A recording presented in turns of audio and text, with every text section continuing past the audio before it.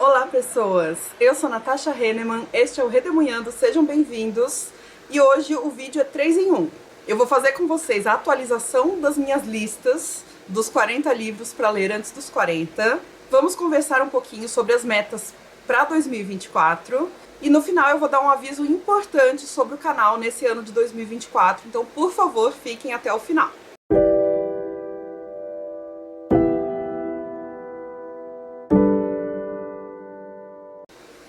Gente, de verdade, o aviso que eu tenho pra dar é sério, então fiquem até o final. Mas eu queria começar fazendo uma atualização das metas literárias, principalmente das duas listas que eu fiz no começo de 2023. Eu elaborei duas listas chamadas 40 livros para ler antes dos 40 anos, e eu fiz duas dessas listas, então eu tenho 80 livros para ler antes dos 40 anos.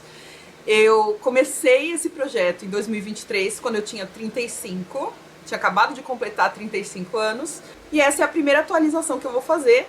27 de janeiro eu vou fazer, acho que quando vocês assistirem eu já vou ter feito 36 anos de idade, então vai ter se passado um ano do projeto, e eu vou mostrar para vocês os livros que eu já li, das duas listas dos 40 para ler antes dos 40. Lembrando que se você quiser adquirir qualquer coisa pela Amazon, por favor, utilize meu link, que sempre fica aí no box de descrição.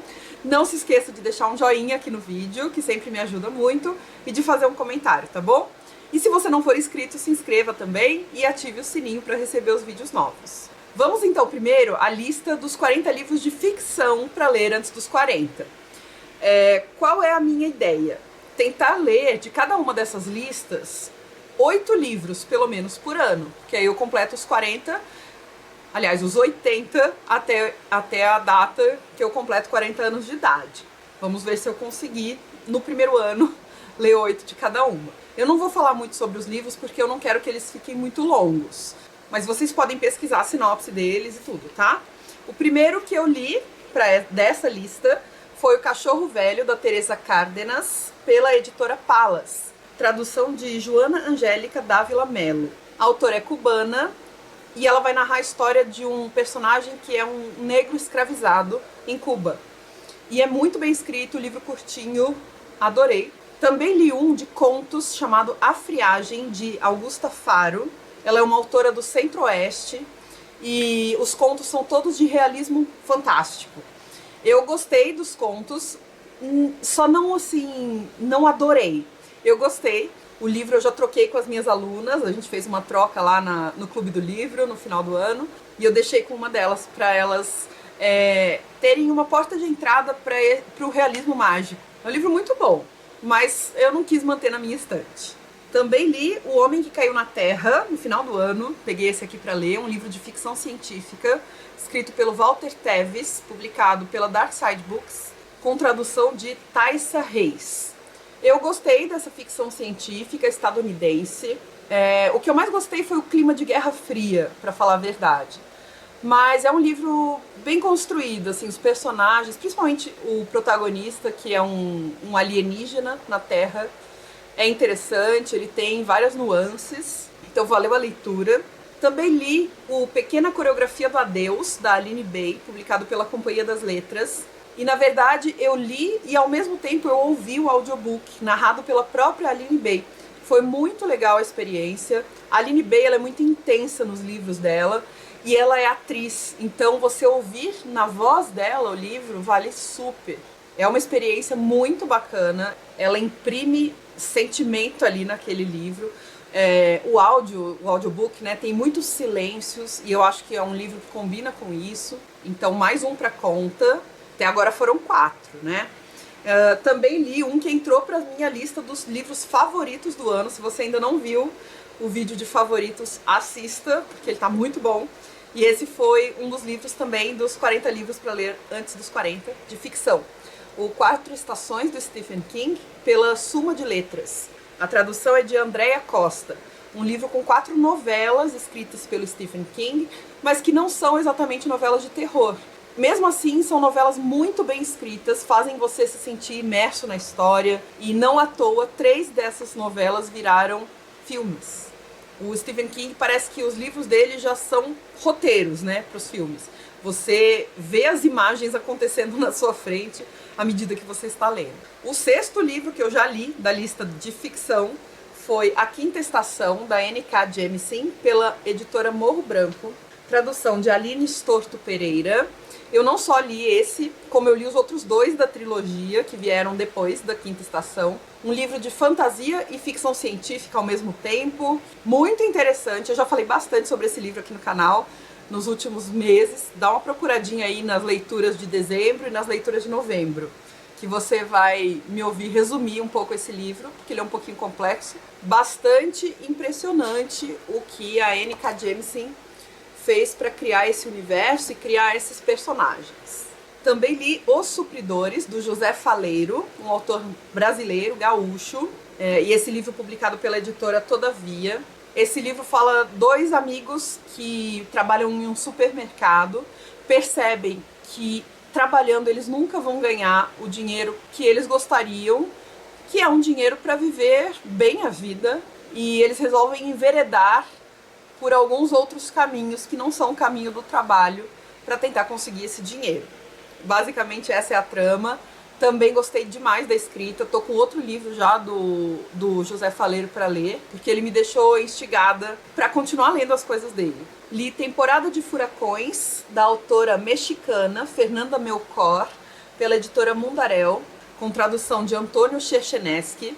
Uma história pesada, que se passa num vilarejo no México, tem muita violência envolvida, fala sobre uma mulher que é uma bruxa ali do vilarejo, mas traz bastante dessa violência de gênero também. Eu gostei da leitura, mas eu não sei se eu li na hora certa. Mas enfim, tá lido e eu gostei. Na minha lista também tem alguns livros que eu não especifiquei exatamente, mas eu falei assim, eu quero ler algum livro de tal autor, algum livro de tal editora.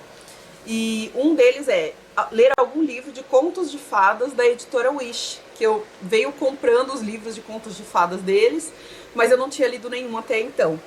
Agora eu li Contos de Fadas em suas versões originais, traduzidos diretamente dos livros antigos, que tem curadoria da Marina Ávila e a tradução de um monte de gente. Mas ele traz aqui contos de fadas clássicos como Cinderela, Branca de Neve, A Pequena Sereia, Aladim, A Bela e a Fera, João e Maria, Os Três Porquinhos e assim por diante. Mas nas versões mais antigas que se tem escritas. Então eles não são a versão da Disney, por exemplo, que muitos de nós conhecemos da infância, mas são versões mais literárias mesmo, às vezes não feitas para crianças. E foi interessante ler os contos nas versões originais. E eu também tinha na minha lista ler algum do Salman Rushdie, que é um autor indiano que eu gosto bastante. E eu li o Harum e o Mar de Histórias, publicado pela Companhia de Bolso e traduzido pela Isamara Lando.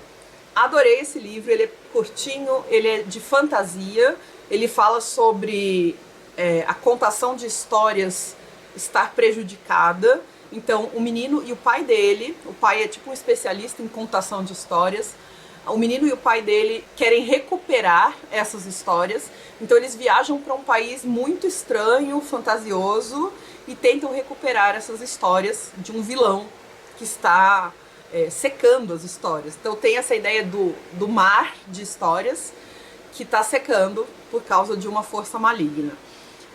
Um livro, também uma espécie de conto de fada, talvez, uma fábula que tem seres fantásticos, mas que vai falar sobre amizade, sobre a importância da ficção, da fantasia na nossa vida, né? Muito legal, muito bem escrito, muito bem traduzido pela Isamara Lando também. Tem jogos de linguagens bem bacanas aqui no livro, e eu acho que é uma excelente porta de entrada para ler o Salman Rushdie. Então os de ficção que eu li em 2023 foram esses. Da minha lista de 40 livros de ficção, eu li 10. Já estou muito feliz, porque eu tinha que ler 8 para manter uma média de 8 por ano. Eu já li 10, então eu tenho aí uma folguinha para os outros anos. Vamos ver se os livros de não ficção acompanharam ou não. Então, se você quer ver a lista completa dos 40 livros de não ficção para ler antes dos 40, vou deixar nos cards e no box de descrição. Um dos que eu li em 2023 foi o Cartas e Máximas Principais, de Epicuro, publicado pela Penguin Companhia. e traduzido por Maria Cecília Gomes dos Reis. Um livro que traz reunidos os principais textos de Epicuro, um filósofo grego antigo, e que nos mostra uma filosofia que busca a tranquilidade da alma. Uma espécie de felicidade, mas uma felicidade tranquila. E eu acho uma filosofia linda e muito prática. Se você quiser saber mais sobre ela e sobre o livro, eu fiz um vídeo específico sobre o Cartas e Máximas Principais. Vou deixar também aí linkado para vocês. Se não couber nos cards, eu deixo no box de descrição sempre. Como sempre, eu quero elogiar a introdução e as notas feitas pela Maria Cecília Gomes dos Reis, que contextualizam super bem a filosofia epicurista para qualquer um que resolver ler esse livro, seja a pessoa da filosofia ou não. Então, se você quiser ler sobre Epicuro, epicurismo, vai nesse livro aqui, que ele está muito bem feito. Também li SPQR, Uma História da Roma Antiga, de Mary Beard, publicado pelo selo Crítica, da editora Planeta. Esse livro eu li para o Clube INEF, Clube Isto Não É Filosofia, e ele faz uma história de Roma Antiga, desde as origens até metade do período do Império Romano. E é um livro muito bom também, se você quer ter uma noção da cultura romana antiga, de alguns movimentos que acontecem por ali, o que foi esse Império Romano, a República Romana, a Monarquia Romana. Esse livro também é muito bom. E eu gostei porque a Mary Beard não foge da raia, ela não passa por cima de informações ou não esconde informações, no sentido de que se ela não tem um dado sobre um determinado assunto, ela fala. Ela vai dizer pra gente, ó, na história de Roma existem muitas lacunas. Não tem como a gente confirmar algumas coisas, então elas são tratadas como lendárias. E na história isso é muito importante, você admitir aquilo que você não consegue comprovar, porque a história exige documentação. Se você não tem documentação, você não tem prova. E tá tudo bem, a história tá cheia de lacunas que a gente precisa reconhecer também. E esse livro faz isso muito bem. Outro da lista dos de não ficção que eu li em 2023 foi Assassinos da Lua das Flores, do David Grann, pela editora Companhia das Letras, com tradução de Donaldson M. Garshagen e de Renata Guerra. O livro que lançou filme aí em 2023 também, o filme do Scorsese, Martin Scorsese, e é um livro que fala sobre o assassinato de várias pessoas indígenas numa reserva lá nos Estados Unidos, e que vai ter a ver com esse povo indígena especificamente ser muito rico por ter descoberto petróleo nas suas terras indígenas. Então o David Grann, essa é uma história real que aconteceu nos Estados Unidos no século XX, e o David Grann, que é um jornalista, vai recuperar muitos documentos e vai construir uma narrativa de como isso teria acontecido, não só acontecido, mas também investigado ao longo do tempo. E ele também vai falar dessas lacunas, ele vai trazer algumas reflexões importantes sobre a maneira que os povos indígenas são tratados, a maneira que os povos brancos tratam outros grupos também. E é um livro muito bom e que tem um clima de investigação que eu gostei muito. Eu li um que me surpreendeu, o livro Escravidão e Pós-Abolição no Vale do Paraíba Paulista, organizado por Maria Aparecida Papali e por Valéria Regina Zanetti, e publicado pela editora Intermeios. Esse é um livro que não é muito conhecido, ele foi produzido na Univap, que é a Universidade do Vale do Paraíba, e ele é um conjunto de artigos produzidos por alunos e professores da Univap, falando sobre o Vale do Paraíba Paulista. Olha o tanto que eu marquei esse livro. Então é um livro de história, de historiografia mesmo, acadêmico, embora ele não seja muito pesado na linguagem, pelo menos eu não achei difícil de ler, nem arrastado, e que vai falar sobre a escravidão e a abolição, né, o período da abolição, do pós-abolição, aqui na minha região, que é o Vale do Paraíba Paulista. Eu sempre quis saber mais sobre isso e esse livro foi excelente para pensar sobre a escravidão aqui no Vale do Paraíba, que é uma região, principalmente a minha cidade, São José dos Campos, ela tem a identidade muito ligada a coisas super tecnológicas e modernas e acaba apagando esse passado de escravidão, sabe? Então é importante a gente recuperar essa história, por mais vergonhosa e violenta que ela tenha sido, porque ela com certeza ainda tem reverberações hoje.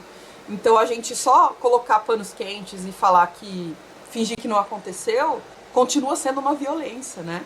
é importante que essa memória seja mantida viva. Tem um vídeo aqui no canal falando mais sobre os temas tratados aqui no livro. Se vocês quiserem, vejam o link aí no box de descrição. Também li o livro Pai Pai, do João Silvério Trevisan, pela editora Alfaguara.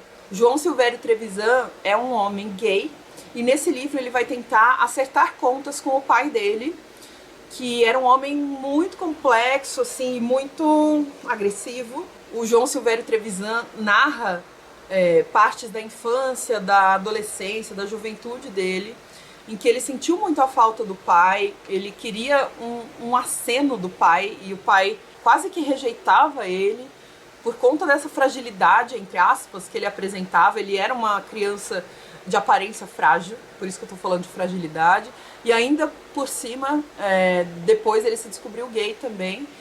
Então talvez o pai associasse a fragilidade dele com a homossexualidade, alguma coisa assim.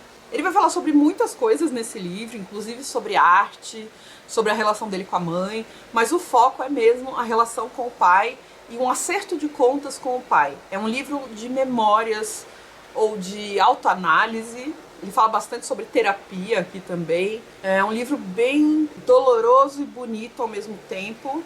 E eu acho que para o próprio João Silvério Trevisan deve ser um livro super valioso. É uma tentativa de digerir a relação dele com o pai, que não foi uma relação fácil. Também li O Patriarcado do Salário, da Silvia Federici, pela editora Boitempo, com tradução da Essi Regina Candiani, que é um livro que reúne textos da pensadora italiana Silvia Federici e vai falar bastante sobre o trabalho feminino que é invisibilizado, que é o trabalho doméstico, é o trabalho da criação dos filhos. Também tem outros textos falando sobre conceitos do Marx que estão desatualizados, então a autora vai fazer uma crítica aos textos do Marx e outras coisas, mas essa parte do trabalho invisibilizado é muito, muito interessante. O livro inteiro é bom, mas é que o título tem a ver com essa parte do trabalho doméstico feminino. Lá no comecinho do ano eu li Perder a Mãe, uma jornada pela Rota Atlântica da Escravidão, da Saidiya Hartman, publicado pela Bazar do Tempo, com tradução de José Luiz Pereira da Costa. Eu li esse livro junto com o Quilombo Literário, o clube de leitura da minha amiga Ellen Cipriano, e com a Bárbara do canal B de Barbárie e mais um tanto de gente. Nós três organizamos e o pessoal leu com a gente. Essa autora é estadunidense, uma mulher negra, que viaja para Gana, na África, na esperança de tentar compreender melhor o passado da escravidão, talvez um pouco da sua própria ancestralidade. Então é um livro também que ela vai tentando digerir esse passado muito difícil e que ela vai misturando alguns gêneros. Tem algumas coisas teóricas aqui no livro, embora não seja a maior parte, são a conta-gotas. Você tem um pouco de teoria, de história, por exemplo, aqui, de sociologia, mas tem muito de relato pessoal dela também. Ela encontra coisas que ela não esperava. Por exemplo, a forma como a população de Gana enxerga os negros dos Estados Unidos. A forma como a população de Gana fala sobre as pessoas que foram escravizadas no passado. Então ela vai tentar mostrar essa complexidade das relações entre os povos da diáspora e os povos que ficaram no continente africano. É um livro muito interessante, assim, ele é denso, eu quero relê-lo algum dia para pegar mais detalhes, mas ele é muito interessante, ó, também marquei bastante coisa. Também li dos 40 de não ficção, antes dos 40, Autodefesa, da Elsa Dorlan, publicado pela Ubu e traduzido por Jamile Pinheiro Dias e por Raquel Camargo. É um livro que fala sobre o direito à autodefesa, quais grupos de pessoas têm direito à autodefesa e quais não têm. E é um livro de reflexões filosóficas. Tem também bastante história aqui. São reflexões filosófico-históricas, talvez. Ó, super marcado, tem um monte de coisas que dá pra falar desse livro. Mas, se você quiser saber mais, vai dar uma olhadinha na sinopse. Se quiser, procura entre os meus vídeos de leituras do mês. Esse aqui deve estar no vídeo de agosto, tá? Se você quiser saber mais sobre autodefesa, vai lá no vídeo de leituras do mês de agosto de 2023, que você vai encontrar comentários um pouco mais detalhados sobre ele. E também li A Terra dos Mil Povos, do Cacauerá Jecupé, História Indígena do Brasil, contada por um índio, da editora Peirópolis. É um livro muito diferente de tudo que eu já li, inclusive tem várias ilustrações bonitas, e ele mistura um monte de coisas, mistura história, mitologia, filosofia, linguística. Ele fala sobre muitos assuntos em um livro só, não é um livro muito grande, ó, ele tem 125 páginas, mas que traz novas perspectivas para a gente pensar a forma acadêmica que se faz história, né? Ou pelo menos para que a gente saia um pouco dessa bolha somente acadêmica. Muito, muito, muito interessante. Então, dos livros de não ficção, eu li 9 da minha lista dos 40 livros. Ótimo! Eu ultrapassei a minha meta, né? Eu queria ler 8 de cada lista, eu li 10 de ficção e 9 de não ficção. Gente, as metas para 2024, eu vou falar muito rápido com vocês, porque, na verdade, elas serão poucas. Eu vou manter as metas que eu sempre faço, mas eu não vou me cobrar muito de cumpri-las, porque esse ano vai ser um pouco diferente. Daqui a pouco eu vou falar com vocês sobre isso. Mas eu tenho lá algumas linhas que eu sigo de metas literárias. Eu vou deixar um vídeo aqui pra vocês em que eu explico isso. Eu já faço há alguns anos essas metas mais abertas, que tem a ver com, por exemplo, tentar manter equilibrado o número de autores homens e autoras mulheres, ler pelo menos 3 autores indígenas ao longo do ano, ler pelo menos 12 livros escritos por pessoas negras ao longo do ano. Eu tenho essas metas que são linhas gerais de leitura que eu quero fazer. Então isso eu vou manter. Se você quiser saber quais são, assista ao vídeo. Mas a meta literária mais específica para esse ano de 2024 vai ser em relação a essas duas listas de 40 livros. Eu quero ler pelo menos 8 livros de cada lista. E eu tô falando isso porque 2024 vai ser um ano atípico para mim.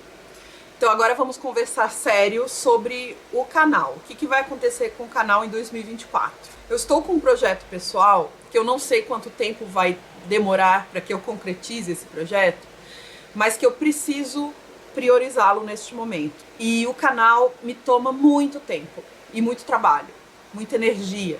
Eu não posso divulgar ainda qual é esse projeto, mas ele vai me exigir muito. E por isso eu decidi que em 2024 eu não vou mais gravar vídeos pro canal. Eu quero voltar um dia, mas esse ano eu não vou fazer, tá? Vídeos. Vocês sabem que o tempo de gravação é muito longo, o tempo de edição é muito longo, o tempo de leitura é muito longo, né? Pra eu poder falar com vocês sobre livros, eu preciso ler também. E em 2024 eu não vou ter esse tempo, ou eu prefiro usar esse tempo para esse outro projeto que eu tenho em mente. Está tudo bem, é um bom projeto, depois eu vou conversar sobre ele com vocês, mas eu espero que vocês entendam, eu não estou abandonando o canal. Aliás, agora em fevereiro a gente está completando 10 anos de canal, Redemunhando aqui, e eu não quero parar. Só que em 2024 eu vou parar, tá bom? Não pretendo deixar de produzir conteúdo literário. Eu estarei no Instagram, se você quiser continuar me acompanhando, recebendo alguns comentários sobre livros. Eu sempre vou publicar lá no Redemunhando, @Redemunhando, que é o meu perfil também pessoal. Eu posto algumas coisas do meu dia a dia, mas que eu quero usar também para falar sobre livros, já que eu não vou ter o canal para fazer isso. Pelo Instagram eu consigo planejar melhor os posts, não gastar tanto tempo. De fato, a gravação demora muito para acontecer e a edição também. E lá eu não vou precisar fazer nada disso. Eu pretendo fazer posts por escrito. Então, assim, queria agradecer muito vocês por acompanharem o canal até hoje. Seja você já um inscrito muito antigo, seja você um inscrito novo. Obrigada por estarem aqui. Continuem por aqui, eu vou voltar. Mas em 2024... isso aqui vai ser um pouco desértico. Vocês podem, claro, assistir aos vídeos antigos, eles vão ficar aqui, mas eu não pretendo fazer vídeos novos. Talvez lá no começo de 2025 eu faça as melhores leituras de 2024 e coisas assim, mas aí também a gente vai vendo o que vai acontecer, tá bom? Então eu queria deixar esse aviso aqui, de novo agradecer todo o apoio de vocês, pedir que torçam por mim, que vai dar certo aí esse projeto. Eu também torço por vocês, embora eu não conheça vocês pessoalmente, né, a maioria de vocês. É muito bom ter vocês perto de mim, virtualmente, conversando sobre livros. A gente tem esse interesse em comum, que nos torna mais próximos. E a gente vai se falando, tá? Pode me mandar mensagem lá no Instagram também. Pode continuar comentando nos vídeos antigos. E eu só espero um pouco de paciência de vocês que eu volto. Só não sei quando, mas eu volto. Tá bom? É isso. Muito obrigada, gente. Espero que vocês tenham gostado do vídeo, tenham entendido aí o aviso, a minha necessidade de priorizar algumas coisas que não são o canal nesse momento. E um beijão pra todo mundo. A gente continua se falando no Instagram, certo? Até!